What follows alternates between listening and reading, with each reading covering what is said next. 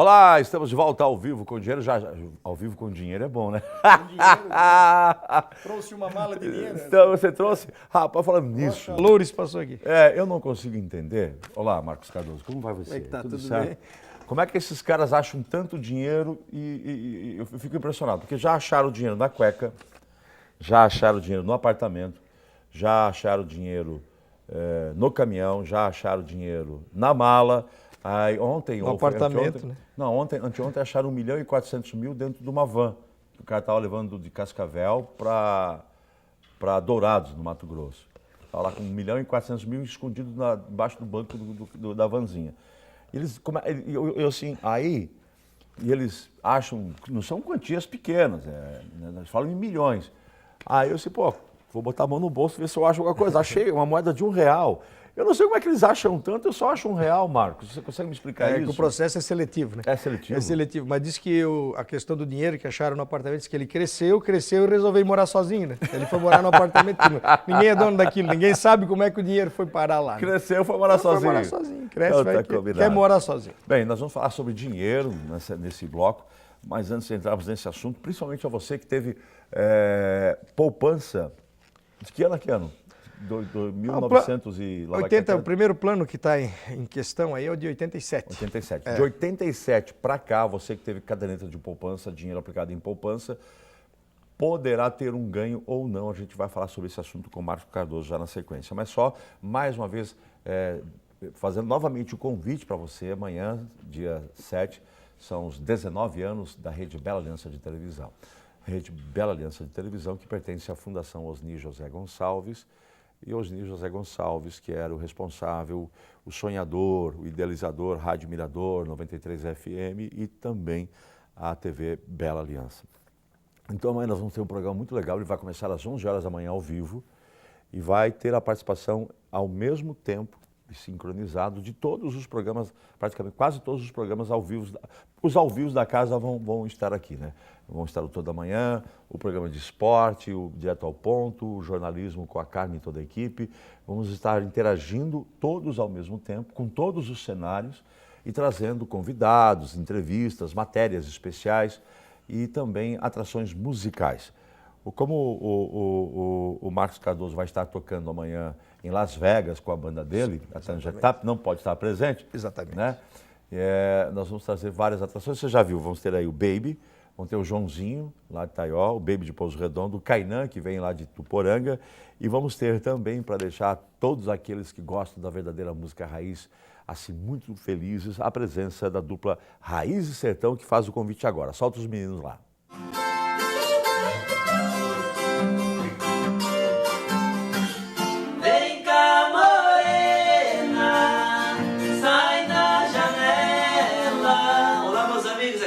E aqui é o Sertão. Especial de 19 anos da RBA TV. Estaremos aí ao vivo no dia 7 de dezembro. Contamos com vocês. Você não pode perder. Um abraço do Raiz. E um abraço, Sertão. Valeu. Eita, Raiz, eu adoro esse tipo de música. Você gosta, Marcos? Gosto. Eu gosto. Eu sou eclético. É uma música de raiz. Música de raiz. De raiz. Ô Marcos, posso fazer uma pergunta? Final de ano chegando, aquilo que pode entrar de dinheiro a mais é bem-vindo, certo? Sempre. Sempre, né? Por isso você vai estar trabalhando de Papai Noel aonde? Sim, estou cultivando a barba. Exato. Arrumo um emprego, não arrumei ainda, né? Não conseguiu ainda? Não, entrei no cadastro. Já está treinando o ho. Tá difícil acertar o tom do ho. Mas eu estou chegando lá. Tem um tom específico do ho. O cara tem que treinar o ho e paciência para botar a criaturinha no colo. Conversar com as crianças. Um bom menino, uma boa menina nesse ano, mas... Tem aquele que vai querer puxar a barba. Vai querer puxar a barba e não vai tirar porque essa é de verdade. Esta é de verdade. Tá certo. Ficou bom essa barba aí. Obrigado. Tá certo. Marcão, vamos lá. Esse problema já se arrasta há algum tempo. Nós tivemos, como você falou, foi em 1980 e... O primeiro plano que está em questão, que é o plano Bresser, foi em 15 de junho de 87. 1987. O Bresser foi antes do Collor? O Bresser foi antes do Collor, né? Os do Collor começam nos anos 90 e 91. Muito bem. Os planos econômicos, começando com o Bresser lá em 80 e caquerada, vindo até quando? Vindo até, foi o plano Bresser, que Bresser. é o de 87, o plano Verão, que é o de 89, Verão. o plano Collor 1 de 90 e o plano Collor 2 de 91. São esses planos. São esses 4 que é a questão que está se discutindo aí em termos de remunerações que os poupadores não receberam, porque houve mudanças de regra na questão da indexação. O que é indexação? A correção da correção monetária do período. Houve mudanças de regra, aconteceram essas mudanças. Várias. Loucas. E isso fez com que, na hora de ser creditadas as remunerações, os bancos não creditaram. Foi feito... A discussão é a seguinte, a remuneração deveria ter sido feita. E pela mudança de regra, na confusão que gera no momento desse, eles não fizeram. Não fizeram, não é que não esqueceram. Disseram, não, é a partir de agora, mas não era. Tinha mais um mês, tinha mais um período de remuneração. Isso é uma questão de alguns planos. Tem um plano, que é o plano Collor, o Collor 1, que é bem mais complexo. Tem vários índices ali que são questionados. Aquele famoso da arma. Dos 50 mil cruzados novos. Que ele só tinha um tiro para dar, para acertar a economia, e deu um tiro em todo mundo que tinha uma poupança. Vamos lembrar esse plano, porque esse é o pior de todos, né? Ele foi mais impactante, ele criou, teve o curralito, né? Ele bloqueou os valores, o dinheiro que as pessoas tinham, ficou bloqueado uma parte e só se podia sacar aí 50 mil cruzados novos. Que era uma mixaria na época. Era uma mixaria, não era muita coisa. Nem sei agora, não fiz essa conta da correção, não sei nem o que seria hoje 50 mil cruzados novos. E aí a economia, claro, objetivo, a gente tem que lembrar o contexto. Havia uma inflação exacerbada, horrível. Nós chegamos a ter inflação de mais de 2.000% ao ano, que é um absurdo, né? Chegamos a ter inflação de quase 100% ao mês. Então, realmente, era um período em que a questão do valor da moeda, dos preços, isso para um país é nefasto, né? E o Brasil vinha se arrastando há muito tempo. E não se acertava o plano, eles mudavam os planos e não... É que as medidas que se tomaram, é aquela história, se tomou medidas chamadas heterodoxas. O que são medidas heterodoxas? Não estavam exatamente escritas nos livros de economia. O que se adotou depois no Plano Real foi uma medida ortodoxa, com alguma questão um pouco fora do que se prevê nos livros, mas assim, no bojo da questão, você trata assim, o que é? Como é que você faz para, por exemplo, a economia brasileira? Você tem que reduzir o gasto. Você tem uma receita, é aquela história, na tua casa, tu ganha X e tu gasta Y. Se tu gastar o Y for maior que o X, tu vai entrar num problema. A mesma coisa era a economia brasileira. Então, para se resolver, começou a se tentar algumas mágicas. Então, se simplesmente, para tudo, congela aluguel, congela preço.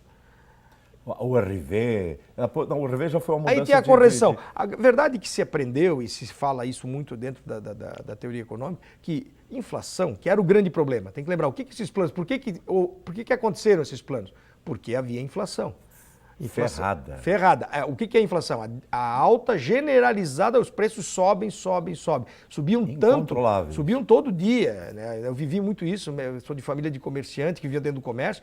Os preços eram alterados todo o dia, porque já se previa uma inflação, já se alterava sem saber o índice, só porque vai aumentar, e aumentava o preço. Eu comento e eu digo que houve um grande momento na história do Brasil, independente de quem fez, como fez, o que deu depois, mas houve um grande momento no Brasil com o Plano Real que deu uma estabilizada nessa loucuragem toda. Por quê?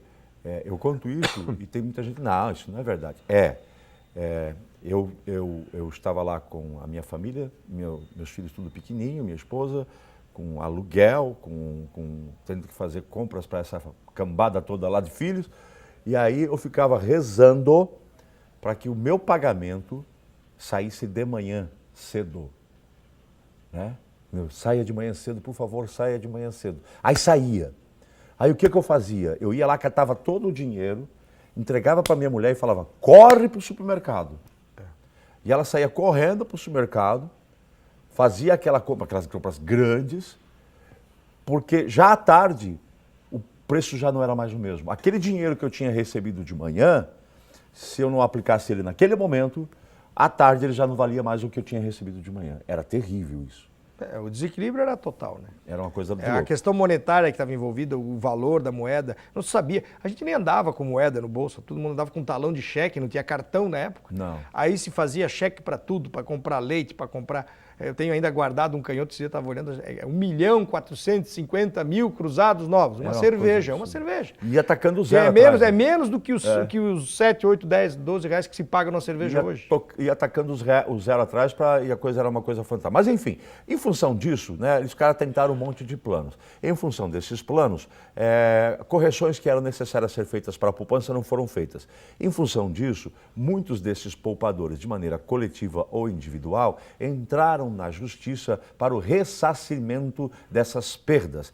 É essa a questão. É essa a questão. Então, assim, essas remunerações que não foram creditadas, alguns, né, são 1 milhão de ações coletivas, né, e tem as ações individuais ainda, e que estão questionando esses valores, estão pedindo, e havia então todo aí um trâmite judicial que não se acabava. Agora, a Associação dos Poupadores e mais o Banco Central junto aos bancos estão querendo fazer um acordo, esse acordo está em discussão ainda, né? Vai ter uma rodada dia 8, sexta-feira, e está se tentando, eles estão tentando tirar, por exemplo, fora, quem os bancos querem tirar fora? Aqueles que entraram com ação coletiva, eles não querem... A individual ou coletiva? A individual, querem tirar fora. Aí, não, vamos acrescentar. Os 10 bilhões, porque seriam, na lógica, 3 milhões de pessoas beneficiadas, e seriam um valor em torno de 12 bilhões de reais. Que daí se veria como seriam pagos esses valores, se seriam pagos de uma vez só, parcelado. Então, essa é a discussão. Os índices também estão em discussão. E outra questão que está se tentando trazer é para aquelas pessoas que não entraram com ação individual nem coletiva. Exato. Eu ia perguntar desse povo. Dele poder entrar agora de novo junto, né? Mas tem que provar, por exemplo, se tinha lá um pai que tinha dinheiro, uma mãe que tinha dinheiro e faleceu, você como herdeiro também, tendo a comprovação de que havia o dinheiro lá, você fazer jus a essa remuneração, você poder reivindicar também. É muito interessante pensar o seguinte, né? Tá.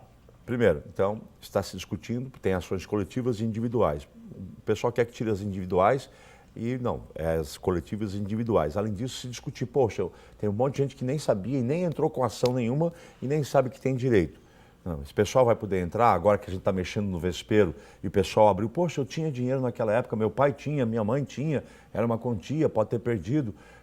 Será que eu posso entrar agora? Isso também está sendo discutido se vai poder acrescentar esse pessoal ou não. Os bancos estão relutantes, eles não querem.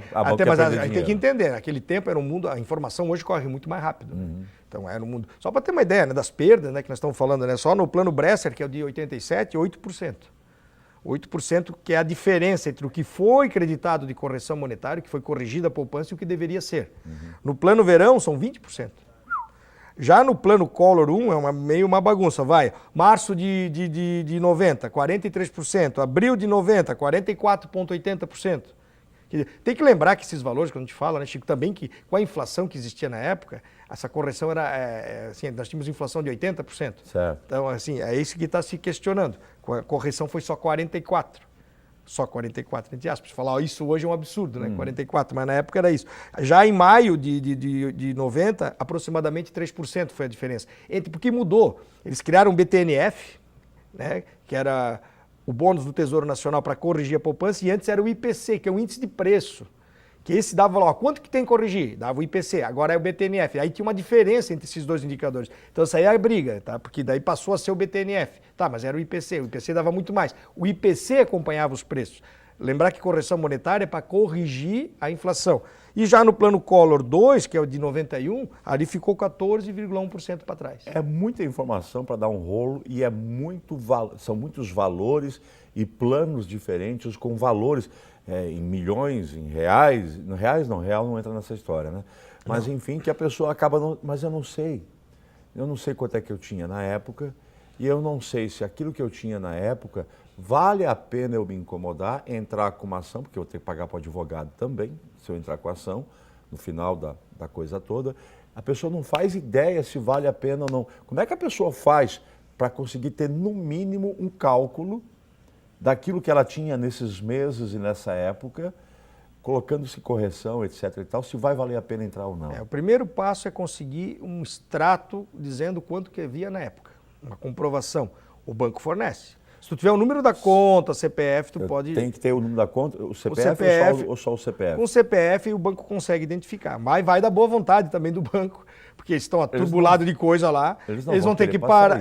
Mas você pode solicitar. Você tem direito. Tem direito. Solicita, eu tinha conta em tal banco, solicita lá, eles vão te fornecer um extrato da época para ver qual é o valor que tinha na época. Aí esse valor tem que ser corrigido, tem que aí procurar um especialista para dar uma corrigida para ver qual é, de que nós estamos falando. Exato. Quanto que é esse valor? Aí tinha uma merrequinha lá, aí está se falando de centavos, pode ser que era um valor que vale a pena, mas tem que ser calculado. Sem o cálculo tu não vai saber, porque são moedas diferentes. Eu vou falar hoje em 50 mil cruzados novos. Ninguém sabe o que isso significa. Tem que fazer uma conversão. Existe no site do Banco Central, quem quiser fazer uma incursão lá, se tu jogar o valor lá, ela corrige, tá? Existe uma calculadora monetária, tem, dentro do site do Banco Central do Brasil, .gov.br. Entra no Google, lá procura Banco Central, calculadora monetária, ela vai calcular as diferenças, ela atualiza as moedas. Porque o Brasil teve muitas moedas.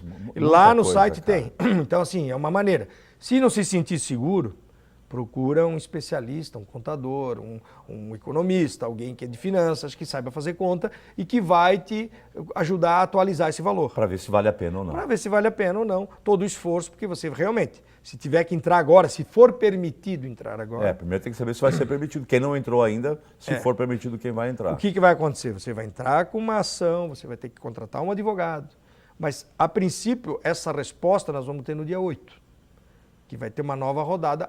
Pode ser que dia 8 chegue-se a um... Ou não. Ou não, porque está se discutindo. Mas em algum momento vai ser definido. Algum momento vai ser definido. Quando definir, não, posso entrar, se eu provar que tem, posso. Inclusive, questão de herdeiros, aí você pega, solicita lá no banco, tenta identificar, através de CPF, através do número de conta, qual era o valor que tinha, achando o valor, atualiza-se o valor, atualizando o valor, aí vê se vale a pena. Nós vamos falar do plano Collor de novo, que foi aquele que ele reteve as contas, o dinheiro. Cara, teve muita gente que perdeu a vida. Engasguei aqui, desculpa. Informal.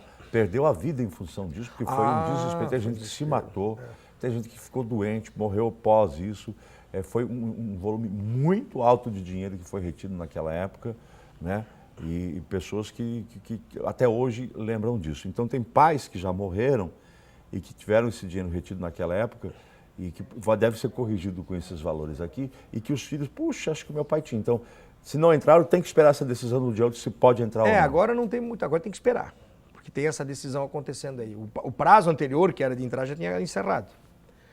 Se houver um novo prazo, se permitir que entre, aí agora é fazer essa análise que a gente já falou, pedir o extrato, verificar valor, ver se vale a pena, para aí acionar um advogado para entrar conforme a regra vai determinar. Talvez nem precise de advogado. Talvez. Pode ser um acordo, né? Por causa do acordo. Mas invariavelmente as pessoas vão precisar de um auxílio porque tem algum trâmite sempre. Então, assim, aguardar a decisão, vai sair nos jornais, isso vai aparecer. A última notícia que nós temos é do dia 1º, foi segunda-feira, foi a primeira rodada, 4 de dezembro. E aí, tentar verificar se vale a pena, né, Chico? Todo dinheirinho é bem-vindo, mas assim, é algo que realmente impactou muito na questão financeira das famílias brasileiras, das empresas também, né? Mas no caso de poupança, a gente está falando de família principalmente. E que para alguns vale realmente a pena, porque era um dos ativos. Tem que lembrar que a economia brasileira nessa época ela não era muito sofisticada em termos financeiros. Então a caderneta de poupança ainda é hoje, mas era uma das modalidades em que quando você guardava dinheiro, guardava na caderneta de poupança.